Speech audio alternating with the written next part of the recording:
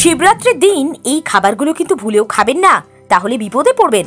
শিবরাত্রিতে এটা খেলেই রুষ্ট হবেন মহাদেব। কোন খাবার খাবেন জানুন। শিবরাত্রি মানেই একটা দারুণ ব্যস্ততা। কথিত আছে এই পুণ্যতিথিতেই পার্বতীর সঙ্গে বিয়ে হয় শিবের, তাই শিবরাত্রি খুবই পবিত্র। মনে করা হয় এই দিনে নিয়ম মেনে শিবের পুজো করলে শুভ ফল মেলে। অনেকেই শিবরাত্রিতে উপোস করেন, তারপর শিবের পুজো করে ব্রত ভাঙেন। শিবরাত্রির দিন কোন খাবার খাবেন আর কোন খাবার খাবেন না সেটা জানাটা দরকার, তা না হলে ধোঁয়াশা তৈরি হতে পারে। তাহলে জেনে নিন কি কি খাওয়া যায়। এখানে একটু বলে রাখা দরকার যে স্বাস্থ্যজনিত যদি কোনো সমস্যা থাকে সেক্ষেত্রে অবশ্যই ডাক্তারের পরামর্শ নেবেন, কারণ একটা ধারণা থাকে উপোস করে পুজো দিতে হবে, কিন্তু এই সময় কালটা অনেক সময় শরীরের জন্য ক্ষতিকর, কারণ শিবরাত্রি মানে রাতটাকে প্রাধান্য দেন মহিলারা। অবশ্য পুজো পুরুষেরাও করেন, কিন্তু মহিলারা অনেকক্ষণ না খেয়ে থাকলে যদি শারীরিক অসুস্থতা থাকে তাহলে সেটা সমস্যার হতে পারে। ঈশ্বর তো মনের বিশ্বাস, তাই আপনি অসুস্থ হয়ে পড়লে ভক্ত হয়ে কি করে ভগবানের আরাধনা করবেন বলুন তো? তাই এই বিষয়টা মাথায় রাখবেন। তবে কারোর বিশ্বাসে আঘাত করা আমাদের লক্ষ্য নয়।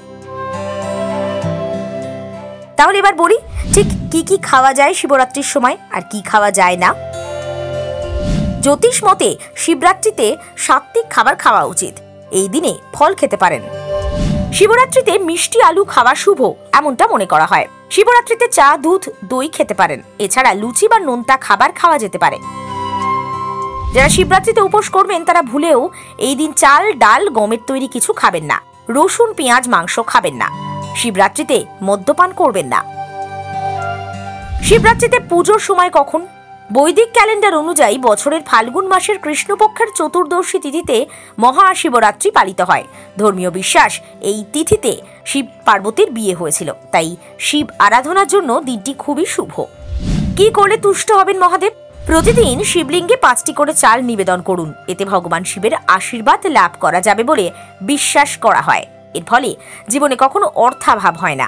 জ্যোতিষ মতে প্রতি সোমবার শিবলিঙ্গে কাঁচা চাল দিন, মনোবাসনা পূর্ণ হবে। প্রতি সোমবার শিবের আরাধনা করলে ফল পাওয়া যায়, যেহেতু সোম শিবের বার। 11 মুষ্টি অখণ্ড কাঁচা চাল শিবলিঙ্গে নিবেদন করলে উপকার মেলে। পুজো শেষে এই চাল কোনো দরিদ্রকে দান করুন। রোজ শিবলিঙ্গে 5টি করে চাল নিবেদন করুন। হরগৌরীর আশীর্বাদ পাবেন, সংসারে সুখ সমৃদ্ধি আসবে।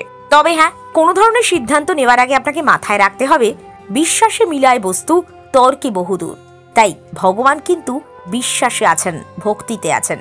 তার সঙ্গে বিজ্ঞানের যুক্তি সবসময় হয়তো মেলে না, কিন্তু বিজ্ঞানকে এড়িয়েও বোধহয় মানুষের জীবন চলে না।